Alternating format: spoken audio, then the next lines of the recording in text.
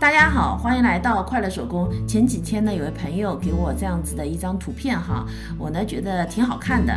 今天啊，我做了类似的2个这样子的抽绳口袋，怎么样？挺可爱的吧？首先呢，我们来做娃娃的脸部哈。这个白色的材料呢，长度18厘米，宽度呢16厘米，我们把它对折，再对折，用圆尺画出圆弧哈，把多余的材料给剪掉。接下来呢，我们来画娃娃的眼睛哈。每个人的画法呢都是不一样的哈。我呢喜欢在这条中心线上画眼睛，离中心点的距离呢是2厘米。那把眼睛呢要画对称了哈。鼻子和嘴巴呢是在这条中心线上画。好，现在咱们把它们呢给绣上。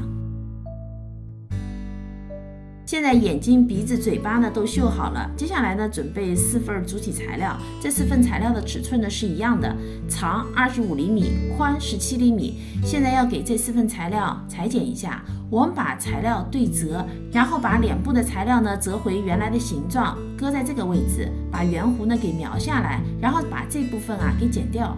现在4份呢都剪裁好了，我们拿出其中1份，把脸部材料呢搁上去，下面的2条边啊对齐，中心线对齐，然后和主体材料呢有一个交叉的点哈，我们呢画上标记，标记的地方呢我们剪1厘米的口子，剪好以后呢把这边啊向里烫进1厘米。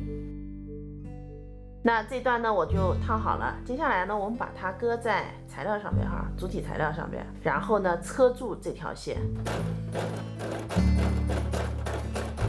接下来呢我再拿出另一份面子哈，我这绿颜色就是面子部分哈，我们呢盖上它的里子，正面和正面呢相对，那这份呢也是一样的哈，然后我们车住这2条边。接下来呢，把材料展开，2份材料的中心线对齐，正面和正面是相对的。那车上1圈，那车的时候呢，有3个地方是不车的哈。这儿呢有2个1厘米不车，位置呢是离中心线4厘米，然后在里子上呢留一个反口。车好后呢，用花边剪刀修剪一下，留5毫米缝缝，然后呢翻到正面，我们把里子塞进面子里。接下来呢，我们来车2圈线，位置呢正好是刚才留的口子的位置哈。车好以后呢，是抽绳的轨道。那然后呢，把里子上的反口啊也给封上。最后呢，就是穿抽绳了。抽绳口袋呢就做好了。我自己呢是个大脸盘哈，做2个娃娃的抽绳口袋也是一个大脸盘哈。这期视频内容就是这些了，感谢您花宝贵的时间来看我的视频，记得帮忙点赞哦。咱们下期再见。